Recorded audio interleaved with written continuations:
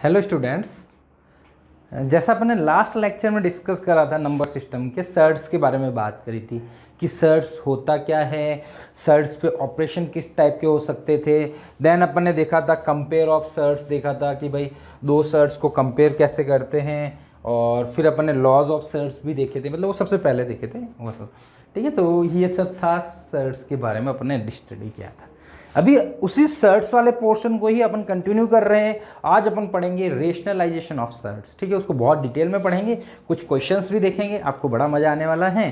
तो ये आपको पूरा लेक्चर आप जरूर देखना, क्योंकि अपन ने क्या पढ़ रहे हैं, सर्ट्स रेशनलाइजेशन। ऐसा मत समझना कि अपन स्टार्टिंग अपन बेसिक से स्टार्ट करेंगे, जितने टाइप के वैरायटी ऑफ क्वेश्चंस बनेंगे वो अपन सॉल्व करने की ट्राई करेंगे। चलो, तो देखो अपन पढ़ते रेशनलाइजेशन ऑफ सर्ट।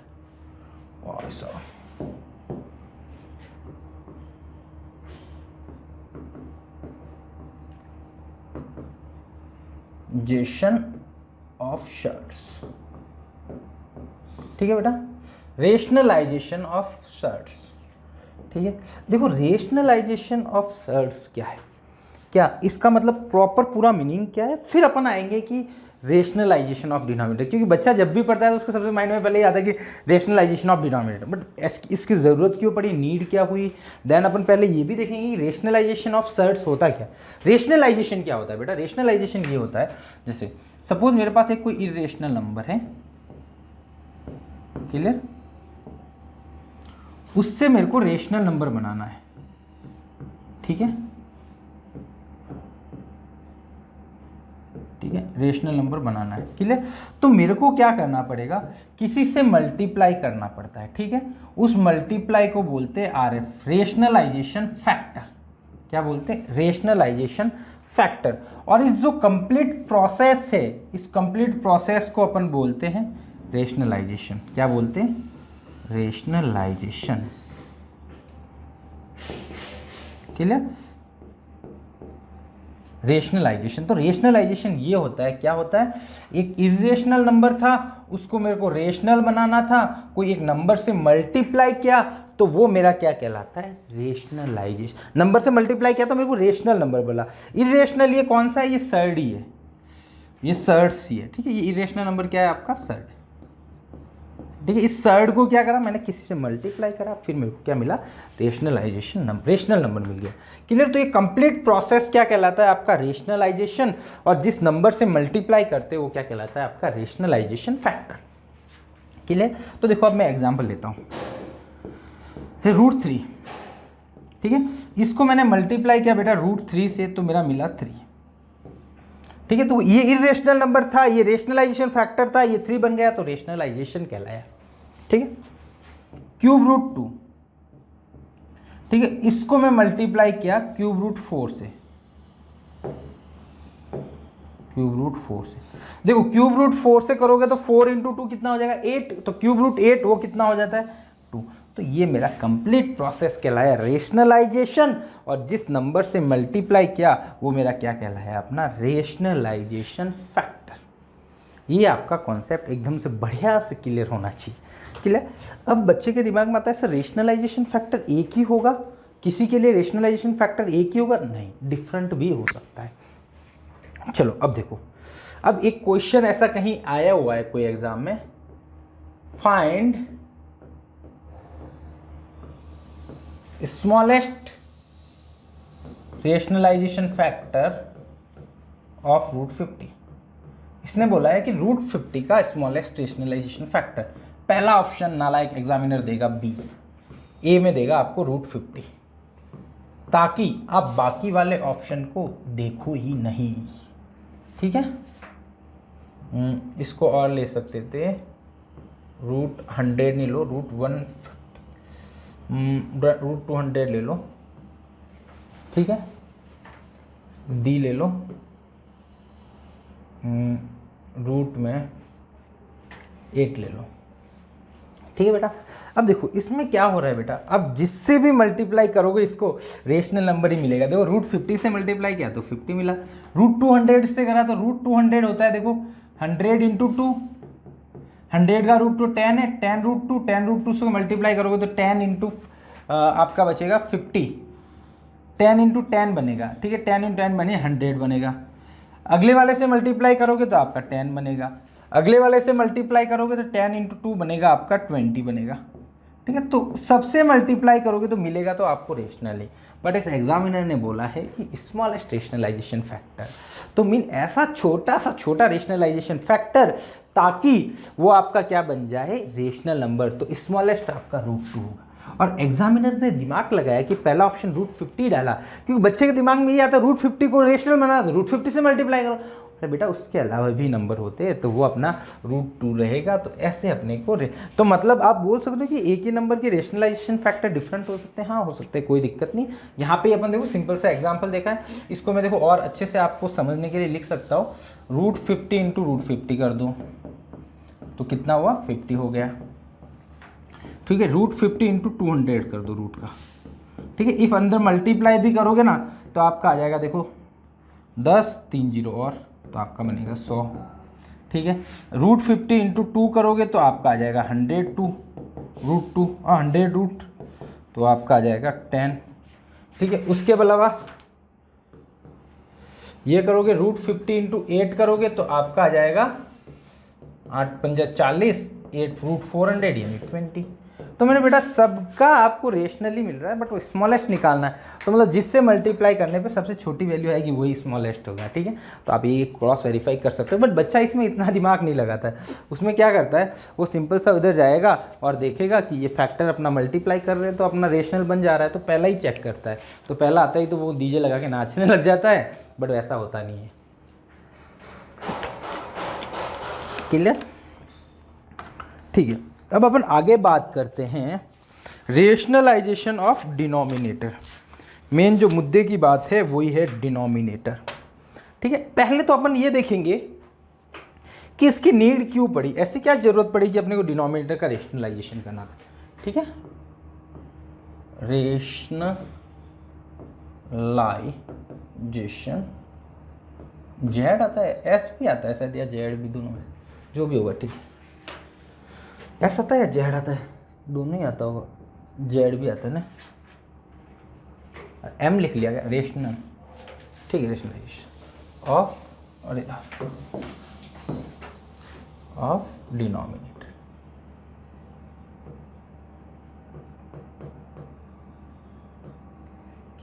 डिनोमिनेटर, ठीक है। रेशनलाइजेशन ऑफ डिनोमिनेटर मीन बेटा आपको डिनोमिनेटर का रेशनलाइजेशन करना है। देखो इसकी ज़रूरत क्या पड़ी, सपोज मैं एक एग्जांपल लेता हूँ आपके लिए, ठीक है। एक अच्छा सा एग्जांपल सोचते हैं अपन, तो मैंने बोला बेटा 7/√3, ठीक है। एक सिंपल सा क्वेश्चन 7/√3। अब देखो क्या होता है, जब भी अपन बेटा डिवाइड करते हैं तो देखो जो डिविडेंड कुछ भी हो, जैसे 7.5 है मेरे को, डिवाइड जब कर रहे हैं यहाँ पे, सपोज इसी की बात करता हूँ, तो 7/√3 है, ठीक है। अब आपका √3 से मैं डिवाइड कर रहा हूँ, तो बेटा देखो यहाँ पे √3 जो आपकी वैल्यू आती है वो क्या आती है, नॉन टर्मिनेटिंग, ठीक है, नॉन रिकरिंग, ठीक है। नॉन टर्मिनेटिंग नॉन रिकरिंग मतलब कि वो टर्मिनेट भी नहीं हो रहा है और ख़त्म भी नहीं हो रहा है, मतलब इसका मतलब बोल सकते हो कि इसकी कोई एग्जैक्ट वैल्यू ही नहीं है। बट अपन जब भी डिवाइड करते हैं तो अपन क्या चाहते हैं, नीचे जो डिनोमिनेटर है वो एकदम एग्जैक्ट रहे, ताकि अपन इजीली अपन डिवाइड कर पाए। तो ये एग्जैक्ट नहीं है डिनोमिनेटर, उसको एग्जैक्ट बनाने के लिए अपन ने क्या करा, रेशनलाइजेशन ऑफ डिनोमिनेटर करा।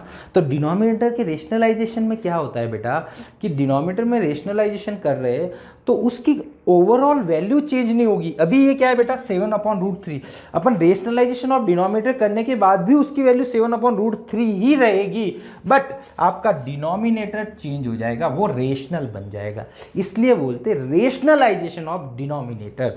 अब इसमें बेटा आप जब मल्टीप्लाई करते हो ना, बहुत से बच्चे ये सोचेंगे ये तो वैल्यू चेंज हो जा रही है यहाँ पे, तो बेटा वैल्यू चेंज होगी, ये तो अपन रेशनलाइजेशन की डेफिनेशन निकाल रहे हैं, रेशनलाइजेशन फैक्टर निकाल रहे हैं √3, तो वो उसके लिए वैल्यू चेंज होगी। बट अपन जो बात करें रेशनलाइजेशन ऑफ डिनोमिनेटर में अपनी वैल्यू चेंज नहीं होगी, यहाँ पे वैल्यू चेंज हो रही है क्योंकि अपन रेशनलाइजेशन फैक्टर निकाल रहे हैं। चलो अब देखो इसमें क्या करना है बेटा, जो डिनोमिनेटर हैं उसी से आप क्या कर दो। इसमें दो टाइप के क्वेश्चन बनते हैं। पहला टाइप का ये, इसमें क्या है, ये सिंपल है अपना, ठीक है। √3 से मल्टीप्लाई कर दो, √3 से डिवाइड कर दो।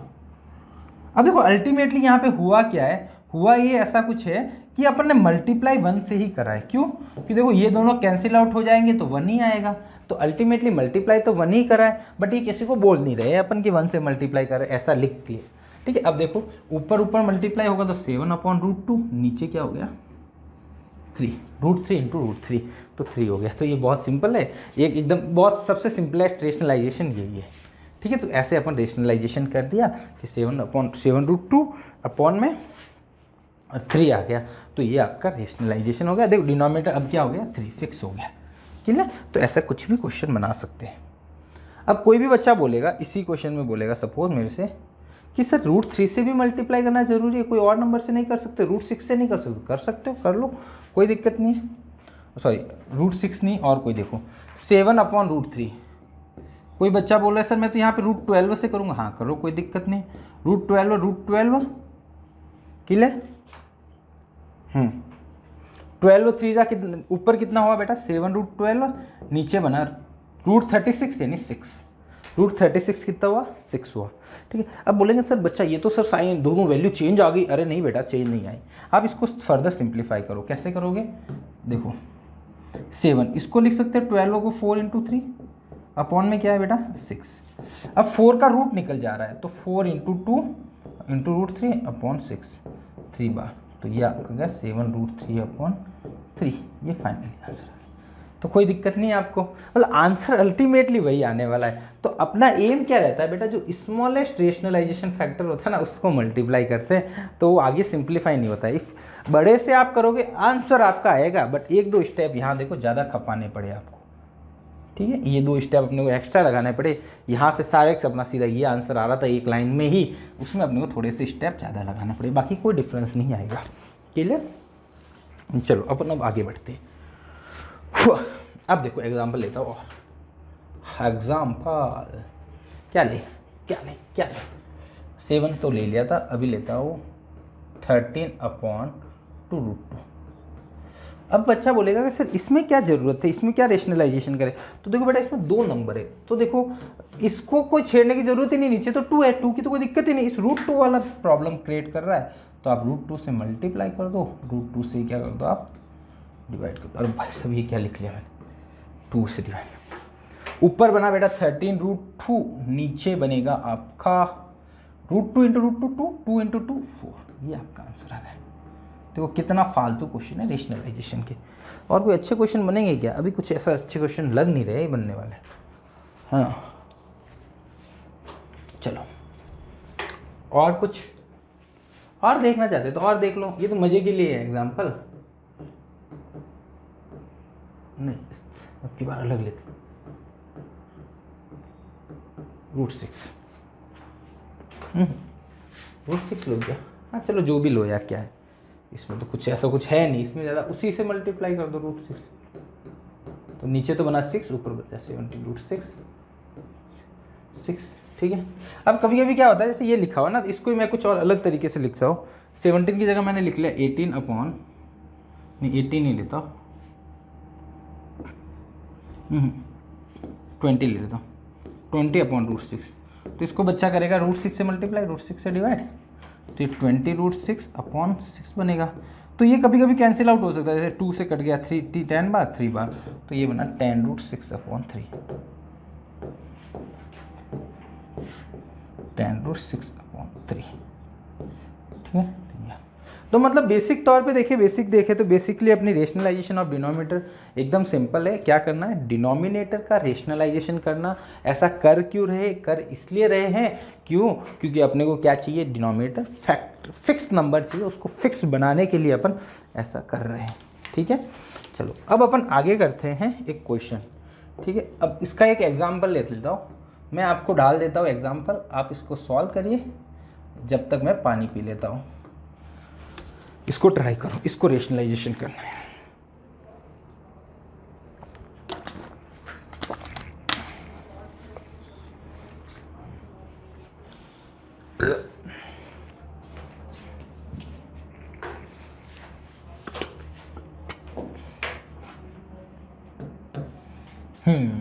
अब देखो इसमें आते बेटा, ये जब हो, देखो एक ऐसे दो प्लस माइनस में नंबर हो तब अपने को क्या करना होता है, इसको पहले तो मिटाना होता है। ठीक है, अब देखो इसको रेशनलाइजेशन करना, तो क्या करना है बेटा, जो डिनोमिनेटर का जो साइन है ना उसको चेंज कर दो और मल्टीप्लाई डिवाइड कर दो।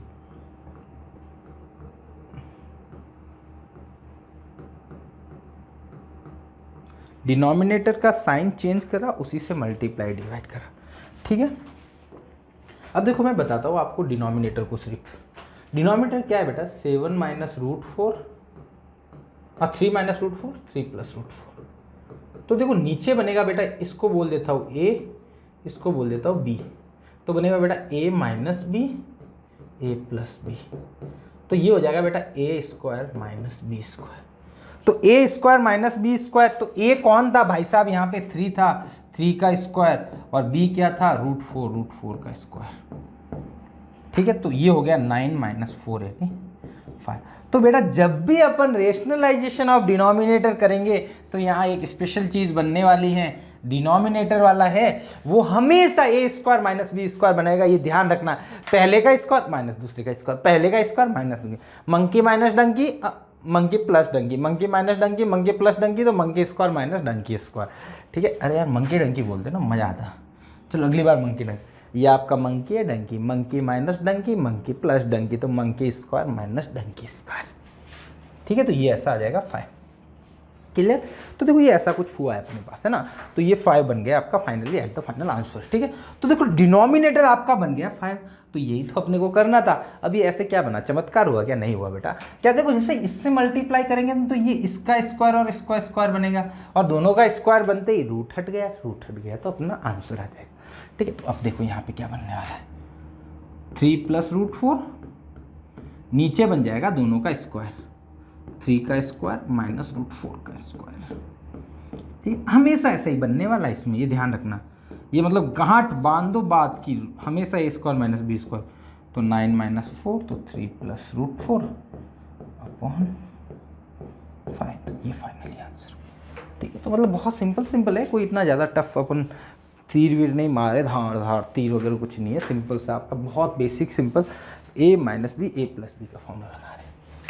अगला क्वेश्चन, ठीक है, तो ये जो रेशनलाइजेशन ऑफ डिनोमिनेटर है वो बस टॉपिक में तो, थ्योरी में नाम में तो थोड़ा सा है, बट इसमें वैरायटी ऑफ क्वेश्चन ही अच्छे से बनते हैं। मेरे पास जितने पॉसिबल के क्वेश्चन होंगे वो मैं लेने की ट्राई कर रहा हूँ, बाकी आप देख लेना। ठीक है, अब इसका रेशनलाइजेशन करना तो वही तरीका बेटा, इससे मल्टीप्लाई करना है, नीचे वाले के अपोजिट्स हैं, नीचे वाला denominator 3 plus root 2, root 3 plus root 2। ठीक है, तो ऊपर बनेगा बेटा a प्लस बी, तो a प्लस बी का स्क्वायर। ठीक है, a प्लस बी का स्क्वायर, नीचे क्या बनेगा, ठीक है, a square minus B square, वही बनेगा रूट 3 का स्क्वायर माइनस रूट 2 का स्क्वायर, रूट 3 का स्क्वायर माइनस रूट 2 का स्क्वायर, ऐसा कुछ बनेगा। ठीक है, तो देखो डिनोमिनेटर में तो कोई दिक्कत आनी नहीं चाहिए आपको, 3 माइनस 2 बन जाएगा। ठीक है, तो 3 माइनस 2 1 हो गया, है ना, ये बन गया नीचे 1। ठीक है, डिनोमिनेटर काम खत्म। अब न्यूमरेटर को सॉल्व करने की बारी है। तो देखो बेटा यहाँ पे एक चीज़ लगने वाली है, ठीक है, वो लगने वाली है आइडेंटिटी, जिसको हमसे बहुत दिक्कत हो जाती है, a प्लस इसका स्क्वायर। ठीक है बेटा, तो इसमें वही बेटा ये बन रहा है, इसको मान लेता हूँ a, इसको मान लेता हूँ b। इसमें देखो, ओह एक बहुत बड़ी गलती बता दो, ब्लंडर बता देते हैं अपन। बच्चा क्या करता है यहाँ पे ये करता है, बहुत मज़ा आता है बच्चे को ऐसा करने में। सर इसका स्क्वायर करना है, 3 रूट 3 का स्क्वायर सर, रूट 2 का स्क्वायर सर, मतलब स्क्वायर दोनों को भेज दिया गया है, गिफ्ट में दे दिया गया है, तोहफे में दे दिया गया है। तो इसको बना के आप ऐसे एक बड़ा सा क्रॉस लगाना, तभी आपको मज़ा आएगा इसको देखने में।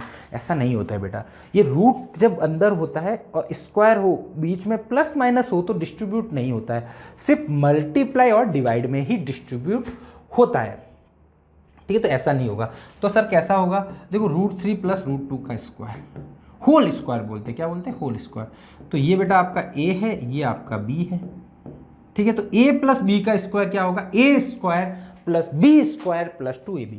तो ये हो जाएगा बेटा √3 का स्क्वायर प्लस √2 का स्क्वायर प्लस 2 इंटू √3 इंटू √2। तो ये आपकी यहाँ पे आइडेंटिटी लगेगी, तो मैं ये यहाँ पे लगा लेता हूँ, इसको एज इट इज लिख लेता हूँ √3 प्लस √2 का स्क्वायर, ठीक है। तो ये होगा √3 का स्क्वायर प्लस √2 का square plus 2 into √3 plus into √2, ठीक है बेटा। तो ऊपर देखो बनेगा √3 का स्क्वायर 3, 2 का स्क्वायर √2 का स्क्वायर 2 प्लस 2 इंटू √6। तो ये बन जाएगा 5 प्लस 2√6। तो ये आपका एट द फाइनल आंसर बन जाएगा, ठीक है। ऐसा कुछ अपने पास आंसर बन जाएगा कि आपका 5 प्लस 2√6 आपका करेक्ट आंसर रहने वाला है, ठीक है। तो देखो बेटा एक टाइप का ये क्वेश्चन हो सकता है। अब देखो यहाँ ऊपर प्लस दिया, नीचे माइनस दिया, उल्टा कर सकते हो आप चाहो तो, है ना। ऐसे किसी टाइप के आप क्वेश्चन बना सकते हो, उसमें कोई भी आपको प्रॉब्लम नहीं है। क्लियर। अब थोड़े से और क्वेश्चन ट्राई करते हैं। चलो एक लेता हूँ एग्जाम्पल। आपको x दिया गया है 2 प्लस √3, ठीक है, और आपको पूछा गया है x square plus 1/x square, ठीक है, इसकी वैल्यू निकालनी। तो बेटा देखो x तो अपने पास ऑलरेडी है, x की वैल्यू अपने पास ऑलरेडी है, अपने को 1/x चाहिए। तो देखो 1/x क्या होगा, 1/2 प्लस √3। अब देखो इसको रेशनलाइजेशन करना बढ़िया रहेगा, क्योंकि डिनोमिनेटर में रेशनल नंबर हो जाएगा, ऊपर रूट वाला चला जाएगा, तो अपनी प्रॉब्लम कम हो जाएगी। तो 2 माइनस √3, 2 माइनस √3। अब ऊपर तो बना 2 माइनस √3, अब देखो नीचे क्या बना, 2 का स्क्वायर माइनस √3 का स्क्वायर। तो आपका बना देखो 2 माइनस √3, 2 का स्क्वायर हो गया 4, √3 का स्क्वायर हो गया 3, तो 2 माइनस √3 अपॉन 1, ये आपका आ गया। अब A X square plus Y 1/x square निकालना, x है 2 प्लस √3 का स्क्वायर प्लस 2 माइनस √3 का स्क्वायर, ठीक है। तो a प्लस बी का स्क्वायर a माइनस बी का स्क्वायर, तो a प्लस बी का square a square plus B square plus 2ab, फिर a माइनस बी का स्क्वायर देखो 2 स्क्वायर, ये प्लस का साइन रहेगा ना इधर, प्लस 2 स्क्वायर प्लस √3 का स्क्वायर माइनस 2 इंटू 2√3। ये देखो ये जो क्वांटिटी आएगी ये क्वांटिटी सेम आएगी, तो उड़ा ले जाएगी। तो ये बना बेटा इसका 2 plus 3 5, sorry 4 plus 3, 4 plus 3, 4 plus 3, यानी 7 प्लस 7 कितना आ गया 14। ये आपका करेक्ट आंसर। एक ये सॉल्यूशन, इसका एक और बहुत बढ़िया सॉल्यूशन है, वो और इजी हो जाएगा, इतनी कैलकुलेशन नहीं करनी पड़ेगी, वो सॉल्यूशन देख लेते हैं, ठीक है। बट ये वाला सॉल्यूशन देखेंगे नेक्स्ट क्लास में, ठीक है। तो अगली क्लास में मिलते हैं, ठीक है। तो होप यहाँ तक आपको एकदम क्लियर होगा, ठीक है। तो मिलते हैं नेक्स्ट क्लास में। Thank you so much.